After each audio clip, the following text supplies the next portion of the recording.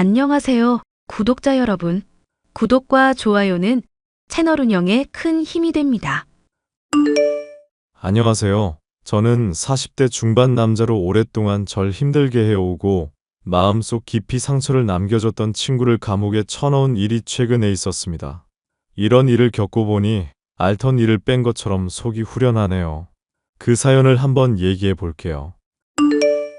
야, 혁재야, 너 미쳤냐? 뭘 믿고 이렇게 까불어?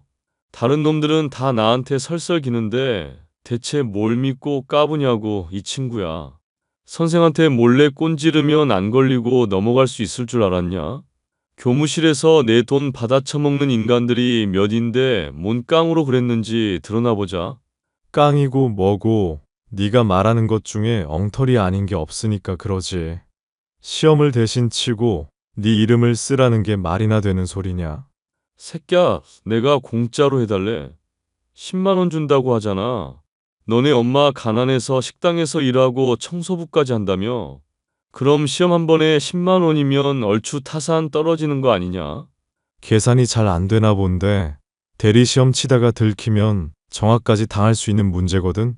너야 백이 있으니까 유야무야 넘어가겠지만 나는 인생이 아예 망할 수도 있고. 그런데 10만 원이면 너무 짠 거 아니냐? 한 10억이면 모를까? 아, 요즘 내가 저혈압이었는데 이게 또 혈액순환을 시켜주네. 미친놈아. 10억? 나 1년치 술 마시고 놀러 다닐 돈 다 모아도 그만한 돈은 안 되거든? 안 되면 안 하면 될 일이지. 왜 트집을 잡고 그러냐?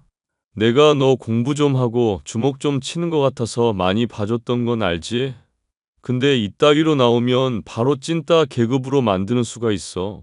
손가락 아작내고 그 잘난 공부 못하게 해줄 수도 있다고. 그러니까 생각 잘해. 나한테 빌 건지 앞으로 또 개길 건지. 뭐 그렇게 욕심이 많아. 10억 달라고 해도 싫대. 개기지는 말래. 시험은 또 대신 쳐달래. 어휴, 너 그렇게 욕심 부리다가 인생 진짜 망해도 모른다? 망한 건 네 인생이고요. 내가 아무리 추락해도 잘 나가는 사장님의 아들인데 네 수준보단 낫지 않겠냐? 네 형은 공부도 잘하고 성실한 사람이라던데? 근데 넌 왜 그 모양이냐? 이게 진짜 사람 빡치게 하네. 너 사람 열받게 하는 법 따로 과외라도 받냐? 아니다. 거렁뱅이라 그럴 돈은 없겠네. 그냥 네 머리 수준 고려해서 적당한 애한테 대리로 시험 쳐달라고 하지 그러냐? 왜 자꾸 가만히 있는 날 건드는지 모르겠네. 나는 말이지, 계급이라는 게 현대에도 있다고 생각하는 사람이거든. 너처럼 돈도 없고 가난한 놈들이 공부 좀 한다고 까부는 거 보면 속이 막 부글부글 끓어올라. 그래서 막 미치겠어서 이렇게 그냥 못된 짓 해야만 직성이 풀려. 오케이? 앞으로 넌 찐따 취급받을 거니까 그렇게 알고, 네 이름은 이제 찐따다. 전학을 하게 된 고등학교에서 알게 된 태호라는 친구는 잘 사는 집안의 둘째 아들이었습니다. 모범생인 자기 형과는 달리 개망난이나 다름없는 학교 생활을 보내고 있었습니다. 돈 밝히는 선생은 물론 주먹 좀 쓴다 하는 애들까지도 돈으로 매수를 하니 학교에서는 무소불위의 권력을 누리고 있었죠. 전학 초기에만 하더라도 저를 건드리지 않고 은근히 잘해주던 태호와 그의 패거리였지만 힘이 약한 애들에게 빵심부름을 시키는 것도 모자라 샌드백처럼 다루는 걸 보다 못해 한마디를 했더니 그때부터 저 역시도 표적이 됐습니다. 자신의 시험을 대리로 치면 용서해주겠다는 제안을 거절했고 그날로부터 저는 태호 패거리에게 시달리게 됐죠. 너 혹시 친구들이랑 싸웠니? 대체 얼굴이 왜 그 모양이니?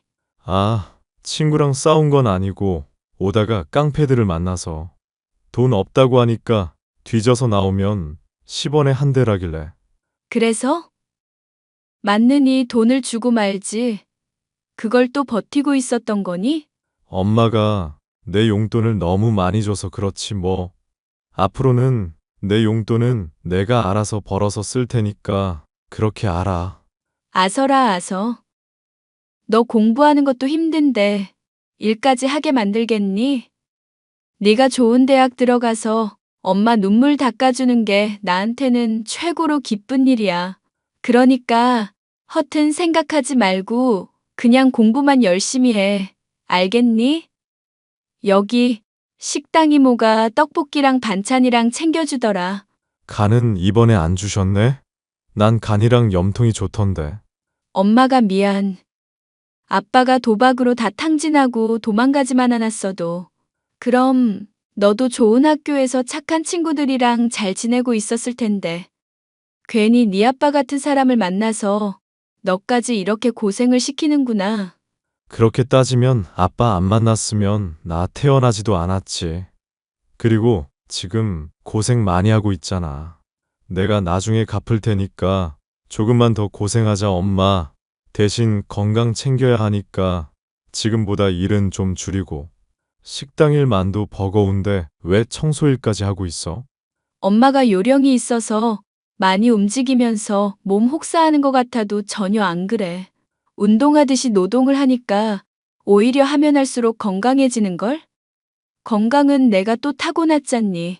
너 건강한 것도 엄마한테 다 유전받은 거니까 감사히 여겨야 된다?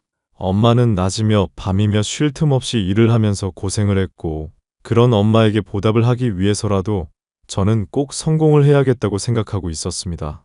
괜히 구설수에 휘말리기 싫었기 때문에 태호 패거리가 저를 괴롭히고 때리는 일이 있더라도 반항 없이 묵묵히 참으며 도끼를 품었습니다. 좋은 대학에 가서 반드시 성공을 하겠다는 일념으로요. 각박한 현실을 잊게 해주는 것에는 공부만 한 것도 없었기 때문에 그리 어렵지는 않은 일이었죠. 약간의 아쉬움이 있기는 했지만 수능 역시도 아주 잘 치를 수 있었습니다. 엄마, 나 서울대는 포기하고 다른 대학 법대로 갈까 싶네. 장학금도 준다고 하니까 좋은 조건이더라고. 엄마야, 네가 무슨 선택을 하건 지지하지만 서울대가 그래도 좋지 않겠니? 현실적으로 그쪽이 나중에 더 취직하기도 쉬울 거고. 대학 다니면서는 사시 공부를 해보려고. 사실 그 어렵다는 공부를 굳이 하려는 이유는 또 뭐고? 이제 좋은 대학도 가게 됐겠다. 적당히 좋은데 취직도 할 수 있을 텐데. 공부하면서 그렇게 고생해놓고 또 공부지옥에 들어가려는 걸 이해를 못하겠구나. 아빠가 도박에 빠진 것도 따지고 보면 나쁜 놈들한테 사기당한 것 때문이었잖아. 돈 다 잃고 술 마시고 교통사고 난 것까지야 아빠 잘못이라고 쳐도 그렇게 만든 인간들 제대로 처벌이나 받았어? 당장 나 학교에서 괴롭히던 애들도 그렇고 법이라는 게 꼭 사람들한테 정의롭게만 돌아가지는 않더라고. 그래서 나라도 내가 맞다고 생각하는 대로 좀 법이 돌아가는 걸 보고 싶어서 이걸 그냥 묵묵히 참고만 살았더니 병이 들 것 같아서 정말 안 될 것 같아. 난 네가 그렇게 힘들어하는 줄은 몰랐구나. 엄마로서 아들이 괴로워하는 거 알았으면 그걸 위로라도 해줬어야 하는데. 엄마는 낮밤 없이 나 위해 일해왔었던 걸로 충분해. 장학금 받으면서 학교 다니면 과외 같은 걸로 아르바이트 비용도 충당 가능하니까 앞으로는 정말 일 좀 줄여. 그러다 엄마까지 쓰러지면 나 정말 엇나갈 것 같아서 하는 말이야. 당시에는 사법고시가 폐지되기 전이었고 합격만 한다면 성공이 보장되는 길이었습니다. 아빠가 죽게 된 일이나 학교에서 태호에게 시달림을 당한 것이나 세상에는 정말 힘이 없는 사람으로서 겪게 되는 괴로운 일들이 많다는 것을 체감했고 옳다고 생각하는 일이 있어도 실현하기에는 역부족일 때가 많다는 걸 느꼈습니다. 돈도 없고 가난한 집안 출신인 저로서는 독을 품고 검사가 되기 위해 공부, 오직 공부만이 답이라고 생각했습니다. 하지만 생각했었던 것만 사법고시는 쉽지 않았고 대학을 졸업하고 나서도 사법고시에 떨어지게 되자 포기를 해야 하나 생각이 들고 있었습니다. 이대로는 안 되겠다 싶어 도피 삼아 가게 됐었던 군대에서 쳇바퀴처럼 반복되는 삶을 살다 보니 사시고 뭐고 포기하고 남들처럼 평범하게 사는 게 최선이 아닌가 싶기도 했죠. 하지만 도끼가 빠진 제게 정신이 번쩍 들 만한 일이 생겼습니다. 상병이 되어 나갔던 휴가에서 엄마를 보기 위해 청소일을 하는 병원에 들렀다가 태호를 만나게 된 것이었죠. 오, 이게 누구야? 찐따 아냐? 이 쇠리 이거 완전 군발이 다 됐네. 짬내가 여기까지 풀풀 풍긴다. 여전히 못 지내는 것 같아서 참 보기가 좋다. 지태호, 넌 여전히 막 사는 것 같아서 보기가 안 좋네. 새끼, 아는 척 해줬다고 또 신나서 막 나대네. 솔직히 우리 이제 혈기 넘치던 고등학생들 아니잖아. 성인인데 때로는 참으면서 좀 그냥저냥 넘어가지 그러냐? 그렇게 한마디 한마디 열받는다고 대들면 되겠어. 응? 됐으니까 갈 길 가기나 해라. 가만. 나야 형 잠깐 보러 여기 온 거라지만 거렁뱅이인 네가 이런 건물에 올 일이 없을 것 같은데. 설마 엄마 보러 왔냐? 혹시 여기 청소부로 일하는 중? 맞네. 표정 보니까 맞나 보네. 남의 인생에 관심 가지지 말고 네 갈 길이나 가라고. 왜? 군인 주제에 사람 치기라도 하게? 너는 군대 안 가냐? 응. 나는 면제로 빠졌어. 고등학교 때 하도 찐따 같은 놈들 패주고 다녔더니 허리며 눈이며 성한 구석이 하나도 없더라고. 자랑이다. 한심한 새끼. 야, 이거 진짜 못 모르는 놈이네. 요즘 세상엔 빽 써서 군대 빠지는 게 자랑이야. 누가 꿀 더 빨 수 있나 이런 게 자랑이라고. 그게 다 가진 놈이고 있는 놈이라는 증거고 가진 놈은 없는 놈들 더 빼앗아 줄 수도 있거든. 못 믿겠으면 네 엄마 여기서 잘리게 해줄까? 적당히 해라. 진짜 주먹 날아가는 수가 있다. 원래 물지도 못하는 개가 짖는 법이라고 그러더라. 야, 내가 인생 충고 하나 제대로 해줄게. 혁진? 뭐 이름은 됐고 찐따야.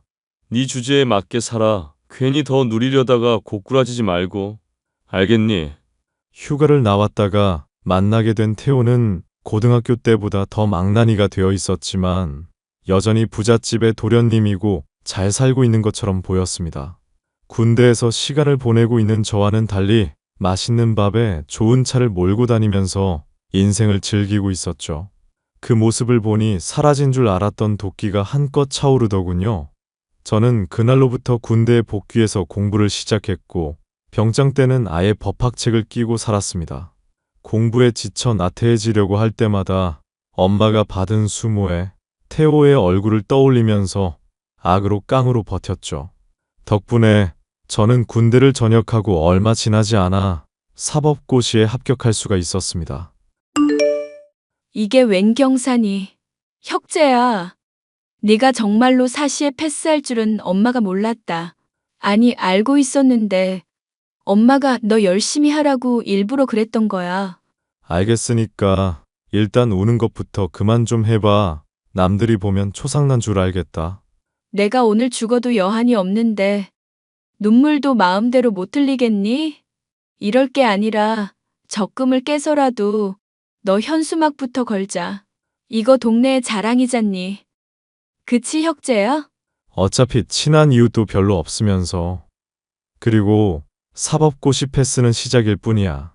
연수원에서 좋은 성적을 거둬야 검사도 되지. 변호사로 살아도 사는데 전혀 지장이 없는데 꼭 그렇게 범죄자들 잡는 힘든 일을 해야겠어? 솔직히 나는 지금도 좀 많이 화가 나 있거든, 엄마. 엄마나 나 같은 사람들도 화 낼 줄 알고 감정이 있는 사람들이잖아. 그런데 그런 게 없다는 듯이 대하는 인간들이 너무 화가 나. 길가에 있는 작은 개가 달려들어도 기겁을 하는 게 인간인데. 그것보다 훨씬 강할 수 있는 인간인데도 물지 못한다고 무시하는 게 너무 화가 난다고. 난 그냥 네가 행복했으면 하는 바람일 뿐이다. 앞으로 또 네가 어떻게 살아갈지 모르겠지만 너라면 뭐든지 잘할 수 있을 거라고 믿으니 걱정하지 않으마. 사법고시를 패스한 이후에도 쉬운 일은 하나도 없었습니다. 활자로만 배우던 것과 실제가 많이 다른 것도 문제였지만 사법연수원에서 만난 친구들은 하나같이 똑똑한 이들 뿐이라 경쟁에서 뒤처지지 않으려면 이를 악물어야 했거든요. 가끔씩 흘리는 코피에 열심히 하고 있구나 안도감마저 느끼며 열심히 연수를 받았고 몇 년 뒤에 저는 그럴듯한 검사가 되어 있었습니다. 세상에서 제일 이쁜 아들이라고 저만 보면 행복하다던 엄마는 태도를 바꾸어 매일같이 제게 잔소리를 하고 있었는데요. 아들, 요즘에 엄마가 너 때문에 속이 타들어간다. 나이도 점점 먹어가는데 대체 언제쯤 결혼을 하려고 그러니? 요즘 사건 때문에 정신이 없어서 그래. 인연이라는 게 억지로 만든다고 생기는 건 아니잖아. 운명의 짝이라는 게 있다면서 기다려보랄 땐 언제고 왜 재촉이셔? 내가 재촉을 안 하게 생겼니? 너 나이 이대로 몇 년만 더 지나면 훌쩍 지나서 40대 될 거 아니냐? 그때 돼서 뒤늦게 맘에 맞는 짝 만난다고 치자. 그렇다고 네가 바로 결혼을 할 성격도 아니고 연애하면서 어느 정도 알아보고 결혼할 거 아니니? 잘 안 해. 그러니까 인내심을 갖고 기다려보지 그래. 그럼 엄마 다 늙어 죽을 때까지 손주 손녀도 못 볼 거 아니냐 이거사. 왜 엄마 맘을 몰라주고 그렇게 하루 종일 일만 하고 앉았어. 그러지 말고 엄마 말 좀 들어봐라. 영수 엄마 친척 중에 과일 농사를 크게 하는 분이 있거든. 거기 따님이 그렇게 이쁘고 참하다고 동네에 소문이 자자하던데. 한번 만나라도 보라고. 저번에 사진 보여줬잖아. 너무 예뻐서 내 스타일 아니라고 대답해줬고. 남들은 예쁜 마누라 못 얻어서 난리인데 그게 무슨 말이나 되는 소리니? 결혼을 하기 싫으면 결혼하기 싫다고 차라리 솔직하게 말을 해. 응, 맞아. 결혼하기 싫어. 아직은 그럴 때가 아니야. 아이고, 엄마 눈물을 닦아주는 효자인 줄 알았더니 이제 와서 보니 이런 불효자가 따로 없구나. 남들은 검사 아들 뒀다고 매일매일이 행복하시겠다 이러는데 이게 무슨 행복이니? 잘난 아들이 독신으로 늙어 죽겠다고 아주 고사를 지내는데 이 엄마가 무슨 낙으로 인생을 살란 말이냐? 알겠어. 이번 사건만 끝나면 내가 조만간 선을 보든지 할게. 또 말로만. 응? 말로만? 말로만 아니라 진짜로 명절 때 보러 갈 거니까 음식 너무 많이 차리지는 마. 저번에 남아서 준 튀김이며 전들 아직까지 냉장고에 그대로 있다. 결혼을 하라고 재촉하는 엄마의 소원을 들어주고 싶었지만 사건 때문에 정신이 없었기도 했고 아직은 배우자를 가질 생각이 없었습니다. 당시 제가 다루고 있었던 사건에는 연애 기획사의 연습생이 성폭행을 당한 일이 있었는데 CCTV도 없던 연습실 내에 일어났던지라 마땅한 증거나 증인이 없어 문제 해결이 어려운 중이었는데요. 증인이 되어줄 것처럼 굴던 기획사의 매니저 직원은 도중에 말을 바꿔 증언을 못하겠다고 하는 바람에 골치가 아픈 상황이었습니다. 장민욱 씨, 우리 솔직하게 얘기를 해봅시다. 연습생분이 신고하러 왔을 때 같이 왔었고 아는 것들에 대해서 모조리 증언하겠다면서요? 녹음 파일까지 갖고 있다면서 얘기해놓고 지금 와서 말을 바꾸는 겁니까? 말을 바꾼 게 아니라 제가 착각을 했었던 거라서 그러죠. 피해자가 미성년인데 한두 번 건드린 것도 아니라서 도저히 보고만 있을 수 없었다면서요? 이보세요, 검사님. 솔직히 검사님이야 인생에서 성공하신 분이잖아요. 저는 일개 로드 매니저일 뿐이고 잘 나가는 사람들한테 대들 수 있을 만한 깜냥이 아닙니다. 양심이니 뭐니 그런 거 지켜봤자 대체 뭐 얻는 거라도 있습니까? 저한테 실질적으로 남는 것도 없고 오히려 다치기밖에 더하냐고요. 다치다뇨? 설마 협박당하신 겁니까? 돌아가세요. 하여튼 저는 더 할 말 없으니까요. 몇 번씩이고 이렇게 찾아오는 것도 민폐네요, 솔직히. 차라리 처음부터 아무것도 모른다고 하셨으면 모르겠지만 뭔가 알고 있는 티를 내시니까 저로선 그만둘 수가 없네요. 그리고 오해하시는 게 있는데 저도 양심 그런 거 그렇게 영양가 없는 말이라는 거 잘 압니다. 지켜봤자 오히려 손해만 보고 융통성 없다. 왜 나대냐 이런 말만 듣는 편이었고요. 그래도 검사님은 마음대로 하실 수가 있잖아요. 마음대로 못합니다. 뻔히 범죄 저지른 놈들 돌아다니고 있는데 증거가 없어서 쳐넣지도 못하고 있잖아요. 이렇게 유일하게 증언해 줄 수 있는 사람한테 찾아와서 민폐 끼치는 거 말고는 할 수 있는 것도 없고요. 제가 성공했다고 생각하시는데 저한테 엿먹인 놈들한테 복수하고 싶어서 검사된 놈입니다. 복수요? 검사님이요? 네, 지금도 옛날에 저 괴롭힌 놈들한테 두들겨 맞는 걸로 매일매일 악몽도 꾸고 있고요. 양심이니 뭐니 그런 말로 안 건드릴 테니까 제발 저랑 같이 한번 세게 물어주시죠. 절대 못 물 거라고 생각하고 사람 마음대로 개무시하는 놈들한테 언제까지 무시 당하실 겁니까? 검사님, 그럼 제발 끝까지 가주시겠다고 약속해 주세요. 저요, 협박당했습니다. 이거 솔직하게 다 털어놓으면 어디 산속에 묻어버리겠다고 협박당했다고요. 기획사 사장 그놈이랑 같이 붙어먹는 놈이 있는데 조폭들이랑 같이 다니거든요. 뒷배 믿고 떵떵거리면서 사람 무시하는 것들인데 너무 무섭고 분해서 제가 자다가도 벌떡벌떡 깨요. 그런 놈들 감옥에 쳐넣으셔야 잠도 좀 편안하지 않겠습니까? 네, 맞아요. 아우 씨, 전 잘못한 거 없는데 제가 왜 참아야 하냐고요. 검사님, 꼭 좀 그 자식들 다 감옥에 쳐넣어 주세요. 증거는 제가 다 드릴 테니까요. 심지어 그 뒷배라는 놈이 저지른 뺑소니 건까지 제가 알고 있습니다. 뺑소니 건요? 그건 또 무슨 말이죠? 지사장이라고 여자들 끼고 조폭들 거느리면서 돌아다니는 유명한 놈인데 그 인간이 예전에 음주 운전하다가 사고 친 적이 있었거든요. 저한테 녹음 파일은 없긴 한데 대신 감옥 간 애가 제 친구니까 같이 설득하면 어떻게든 되지 않을까요? 무엇이냐? 외국 영화 보면 사법거래인가 그런 것도 있던데 검사님이 힘 좀 써주시면 될 것 같아요. 스케일이 갑자기 커진다 싶었는데 그것은 제게 오히려 행운이었습니다. 성폭행을 저지른 기획사 사장의 뒷배로 있던 지사장, 뺑소니 사건을 저지르고 부하에게 덤터기를 씌운 그 지사장이라는 인물이 다름 아닌 저의 원수나 다름없는 동창, 지태우였기 때문이죠. 일사천리로 뺑소니에 대한 녹음을 확보하는 것은 물론 고구마 줄기를 캐듯이 잡은 증거들을 바탕으로 하나하나 캐고 들어가자 밑도 끝도 없이 범죄의 증거들이 쏟아지기 시작했습니다. 민욱 씨, 덕분에 문제가 잘 해결될 것 같네요. 기획사 사장에 접대받은 인간들까지 깡그리 다 감옥에 쳐넣을 수 있을 것 같습니다.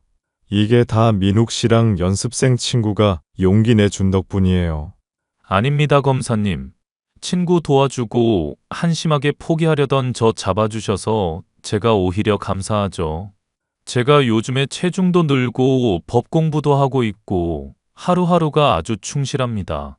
사람이 공부를 해야 한다는 걸 알았네요.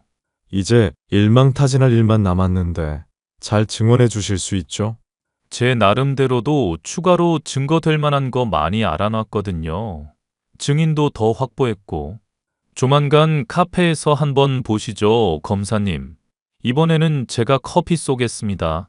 이제 다 잡은 거나 다름없고 민욱 씨도 위험하니 조심히 있으세요. 카페는 위험하고 있으신 곳으로 제가 가겠습니다. 추가적인 증거를 가지러 가기 위해서 저는 직원이 숨어있던 거처로 향했습니다. 그런데 그 인근에서 놀랍게도 태호를 만날 수가 있었죠. 제 얼굴을 보고 놀란 표정을 전혀 짓지 않는 걸 보니 태호가 나름 이 문제로 인해서 조사를 해왔을 거라 짐작을 할 수 있었습니다. 옆에 큰 덩치 하나를 데리고 있는 태호가 실실 웃고 있었지만 숱한 범죄자들을 다뤄보다 보니 내심 초조해하고 있다는 게 눈에 환할 정도였습니다. 이야, 우리 개찐따? 검사가 됐구나. 검사가 됐어. 완전 제대로 출세했네. 꼴에 또 검사랍시고 양복은 입었네? 그거 기성품 같은데 얼마짜리냐? 오랜만이다, 지사장. 지사장? 너가 어떻게? 아, 또 어디서 이상한 소문 듣고 나 캐고 다녔나 보구나. 근데 개찐따. 아니, 혁재야. 우리 솔직히 터놓고 얘기해보자. 난 네가 왜 열심히 해서 검사까지 됐는지 그게 딱 동기가 보이더라고. 그 지점을 우리가 얘기해보면 좀 사이좋게 지낼 수 있지 않을까 싶걸랑. 동기? 사이좋게? 엄마는 식당 일에 청소부에, 듣자 하니 아빠는 도박하다가 사고로 죽기까지 해. 내가 너 좀 파봤는데 아주 인생이 파란만장했더만. 그런 상황에서 열심히 공부했다면 당연히 동기가 뭐겠냐? 돈 아니냐? 이 와중에도 돈 얘기냐? 너도 참 대단한 놈이다. 혁재야, 어이 친구, 옛날에 나한테 맞고 다닌 거 검사들한테 소문나면 쪽팔리잖냐? 나한테 처맞았던 것부터 샌드백 신세였던 거 비밀로 해줄게. 그러니까 기획사건은 조용히 넘기자. 잘만 하면 내가 또 너한테 용돈도 줄 수도 있고. 이게 이제는 검사를 매수하려고 하네. 형량을 더해달라고 아주 지랄 발광을 하는구나. 아우, 이것도 검사 짬밥 몇 년 먹었다고 말빨만 늘어가지고. 그래, 돈이 부족하다 이거네. 얼마면 되는데? 손가락으로 조용히 표시해봐. 모자라면 그냥 말로 하고. 내가 돈지랄로 너 천국 보내줄게. 응? 천국은 무슨 지랄을 하고 있네. 난 그럼 너 지옥 보내줄게. 이 새끼야. 뭐? 네가 날 무슨 권한으로? 뺑소니에 횡령에 살인사주에 폭행해. 야, 열거하는 것도 힘들다. 그냥 조용히 서로 따라와라. 그리고 여기 증인집 근처에는 왜 왔냐? 뭐 협박이라도 하게? 야, 조져. 얼씨구 미친놈. 태호와 옆에 덩치가 같이 달려들며 주먹을 휘둘러 왔지만 몰려다니며 사람 협박이나 하는 것들에게 당할 이유는 전혀 없었죠. 겁도 없이 달려드는 둘을 박살내주고 경찰을 불러 현행범으로 체포까지 했습니다. 얼마 뒤 저는 감옥에 있는 친구를 면회하러 갔습니다. 야, 콩밥은 맛있냐? 얼굴은 좋아 보이네? 혁재야, 나 정말 반성하고 있어. 내가 어떤 잘못을 저지르면서 살았는지 정말 뼈저리게 알았다고. 이번엔 감옥살이 대신 해줄 사람 못 구해서 많이 힘들지? 새끼야, 나 놀리지 말고. 나 정말 여기서 숨 막혀 죽을 것 같다고. 너 검사잖아. 나 풀어줄 수 있잖아. 죄목이 그렇게 다 드러났는데 뭔 수로? 징역 12년 출소시키는 건 검사 할아비도 못해, 임마. 그러고 보니까 너 이제 내 이름 잘 기억한다? 찐따니 혁진이니 막 바꿔 불렀었잖아. 혁재야, 혁재 형님, 응? 제발 저 한 번만 풀어주세요. 좀만 깎게라도 해주세요. 저 정말 착하게 살아왔고요. 제가 나서서 사람들 해코지 한 적도 거의 없어요. 그렇겠지. 남 시켜서 나쁜 짓 해왔으니까. 그리고 임마, 내가 왜 네 형님이야? 내가 조폭이냐? 하여튼 이거 말하는 거 보니까 아직 정신 못 차렸네. 감옥에서 좀 더 썩고 있어. 콩밥 골고루 잘 챙겨 먹고. 수고. 혁재야, 혁재 형님, 검사님. 저 감옥에서 이렇게 썩을 수 없다고요. 형이 그럼 내 재산 다 먹을 텐데 그거 못 두고 본다고. 자신의 배경을 믿고 힘을 마구 휘둘러 오던 대가를 저의 친구는 제대로 치르게 되었습니다. 본인이 저지른 죄의 대가를 치렀을 뿐이니 동정의 여지는 전혀 없었죠. 제 개인적인 복수는 하게 되어 후련하지만 이런 일이 비일비재하게 일어나고 있다는 걸 생각하면 마음이 여전히 편하지는 않지만 이제는 저도 조금은 여유를 찾아보려 합니다. 선을 보라는 엄마의 재촉에 한 번쯤은 응해보는 것으로 시작을 해볼까 싶네요. 사연 끝까지 들어주셔서 감사합니다.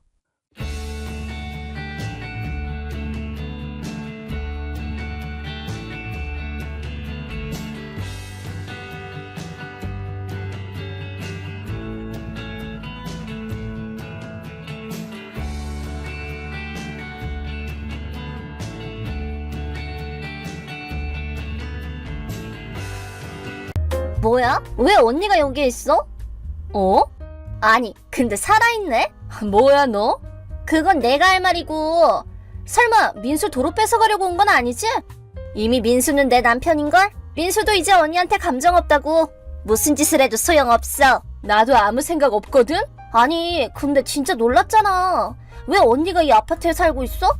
나한테 민수 뺏기고 집에서 돈 한 푼도 없이 쫓겨나서 돈 없는 전업주부라서 노숙 생활이나 하고 살았던 언니가 심지어 같은 동인 거 보고 진짜 깜짝 놀랐잖아.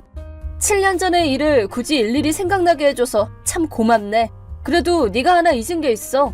나는 아무 때나 내가 원하면 일할 수 있는 자격증을 갖고 있거든. 뭐? 그 덕에 너한테 다 빼앗기고도 일주일 만에 일할 곳이랑 살 곳을 찾았어. 그래서? 최소 일주일은 노숙자였다는 거구나? 생각보다 노숙 기간이 짧긴 하지만 꼴 좋네. 내가 어떻게 지냈는지 궁금하지도 않으면서 뭘? 에이, 그렇지도 않아. 지난 7년간 언니가 어떤 밑바닥 인생을 보내왔는지 상상만 해도 두근거리거든. 그러셔? 네가 생각하는 밑바닥 인생의 기준이 뭔지는 모르겠지만 적어도 이 아파트에 살 정도의 생활 수준은 돼. 아, 저층 사는구나? 나랑 민수는 26층 살잖아.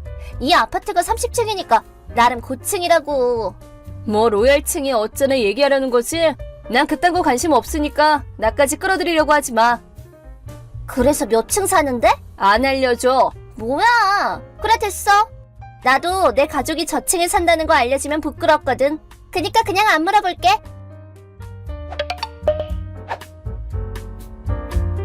아니, 실화야? 뭔데 진짜?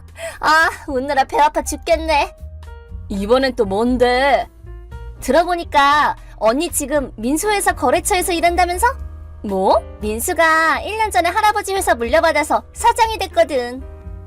그래서 민수가 사장인 입장에서 거래처인 A사에 갈 일이 생겼는데 일 보고 나오다가 A사 로비에서 외근 다녀온 듯한 언니 모습을 봤다더라고. 아, 그러고 보니까 걔 있었네 참. 조금 거리가 있어서 멀리서 지나치면서 본 거긴 하지만. 그래서 뭔데? 계약직이야? 아니면 알바? 뭐가 됐든 너랑 상관없잖아. 말 못하는 거 보니까 알바구나? 하긴 원래 전업주부였던 나이 30 다 된 여자가 그렇게 쉽게 취직이 될 리가 있나?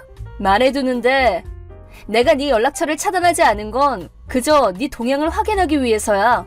뭔 소리야 그게? 네 자랑이랑 나 디스하는 거 듣자고 풀어놓은 게 아니라고. 당연히 내 근황을 일일이 알려주기 위함도 아니고. 그래? 근데 우리는 부모님도 이미 다 돌아가셨고 서로가 유일한 혈육이잖아. 그런 혈육의 남편을 빼앗고 애초부터 삐걱댔던 자매 사이를 더 악화시킨 장본인이 무슨 그런 소리를 해? 언니가 좀 어른스럽게 받아들였으면 아무 문제 없이 지나갔을 얘기라고. 말이 안 통하네. 고작 알바나 하는 주제에 거래처 사장의 사모님 신기를 건드려도 괜찮겠어? 민수한테 확 말한다. M 상사라고 말하면 알지? 알바 주제에 거래처 사장이랑 사장 부인인 나를 자극해도 괜찮겠냐고. M 상사? 하긴 거긴 내 회사 거래처가 맞긴 해. 할아버지가 갑자기 돌아가셨는데 회사를 이어받을 사람이 따로 없어서 어쩔 수 없이 민수가 취임했다고 그랬나? 알았으면 더 이상 나 자극 안 하는 게 좋지 않을까? 뭐 이번 달부로 거래 끊을 거긴 하지만. 어? 언니, 대체 뭘 한 거야? 뭐가? 어제 말이야. 카톡하다가 마지막에 M 상사랑 거래 끝내 어쩌래 말했었잖아. 민수가 직접 A사로 갔던 게 거래 계속해달라고 부탁하기 위해서라고 하던데? 아, 그거? 가보긴 했는데 결국 못 만났다고 그러지?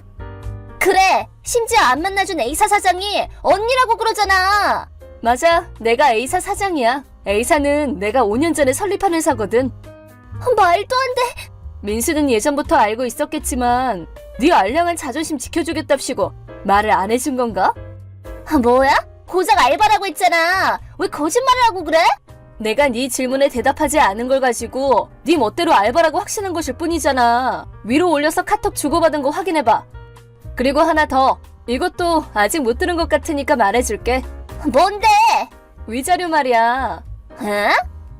아, 언니가 남편 빼앗기고 난리치면서 우리한테 못 받았던 그 돈? 근데 이미 청구 가능한 기간이 지났어. 안 됐네. 잘난 척하는 데다가 차물 끼얹어서 미안한데 난 이미 위자료 다 받았어. 뭐? 7년 전에 나는 너랑 민수한테 새벽에 집에서 쫓겨났어.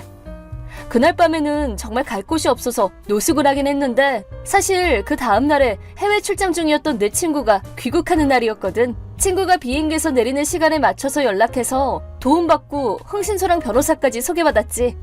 그 후로는 순조롭게 잘 풀렸어. 한 달 후에는 민수한테 네 몫까지 포함해서 위자료 5천만 원을 받았거든. 5천만 원? 반응 보니까 진짜 아무것도 몰랐나 보네? 아니, 근데 지금 그게 중요한 게 아니고 일단 거래 중단 얘기부터 해야지. 어떻게 좀 해봐. 뭘 어쩌라고. 거래 재개하라고. 이건 M상사 사장 부인 명령이야. 명령? 지우야, 너도 힘들어하는 네 남편 생각해서 연락한 거긴 하겠지만 거래할 때 갑의 입장인 회사는 A사야. 응? 네가 알아들을 수 있게 말해주자면 A사는 민수가 경영하는 M상사한테 일을 주고 있는 상태였어. M상사와는 선대 사장님 때부터 거래해온 곳인데 민수가 사장으로 취임하기 시작한 1년 전부터 일이 제대로 돌아가지를 않는 거 있지? 특히 최근 3달간은 있어서는 안 될 실수를 계속 연발하는 바람에 우리 회사 업무에까지 지장이 생길 지경이 되어서 앞으로는 타사와 거래하기로 한 거야. 그래서 M상사와는 거래를 끊는 거고. 뭐야? 실수 좀 한 것 정도는 용서해줘도 되잖아. 언니가 그렇게 융통성이 없으니까 민수한테 버림받은 거 아니야? 이건 비즈니스야. 공사 구별은 해야지. 아무리 그래도 그렇지. 이래봬도 M상사한테 몇 번이고 개선을 요구하면서 얘기 나눠왔어. 그래도 안 되니까 이런 결과로 이어진 거야. 너무하네 진짜. 네가 뭐라고 하든 상관없어. 나는 A사 사장으로서 회사의 신용과 직원들의 생활을 지켜야 할 의무가 있거든. 그러려면 끊어야 할 관계는 확실하게 끊을 수밖에 없지. 언니가 그러고도 사람이야? 다시 말하지만 이건 비즈니스야. 비즈니스로서 냉정하게 판단한 결과이기 때문에 번복할 일은 없어. 언니 진짜 끈질기구나. 그건 그렇고 너 아직도 지호랑 정리 안 했어? 뭐? 고등학교 때 네가 내 짝사랑 상대라고 착각해서 꼬셨던 그 지호 말이야. 지금은 네 도움으로 M상사에 들어와서 일하고 있지? 갑자기 뭐야? 왜 옛날 얘기라고 그래? 네가 네 무덤 스스로 판 거 아직도 모르겠어? 무덤? 어제 말이야. 네가 A사 로비에서 민수가 나를 봤다고 했잖아. 근데 실제로 나를 본 건 민수 따라서 온 지호였지?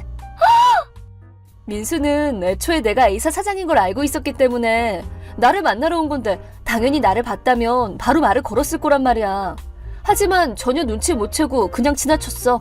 근데 지호는 나랑 눈 마주치고 실실 쪼개기까지 했거든. 게다가 어제 너랑 카톡하고 얼마 지나서 걔한테 A사에서 알바하냐고 연락이 오더라고. 아니, 내가 알바인 걸 어디서 들었냐고 모르니까 너한테 들었다고 하더라?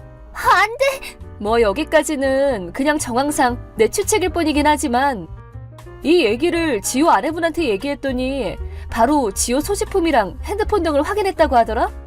뭐? 그랬더니 그분이 불륜 증거가 한두 개가 아니라고 고맙다고 하시더라고. 아니, 뭐 하는 거야? 참고로 그 아내분이 지금 내 옆에 계셔. 왜? 바로 아는 변호사한테 의뢰해서 재판 준비 시작할 테니까 기대하고 있으세요. 라고 전해달래. 안 돼! 아, 맞다. 민수한테도 연락하셨다더라. 진짜? 아니, 왜 일이 이렇게 되는 건데?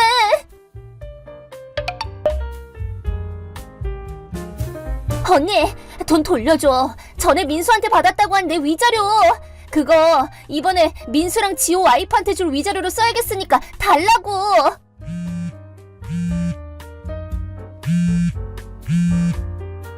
언니! 야! 돈 내놓으라고!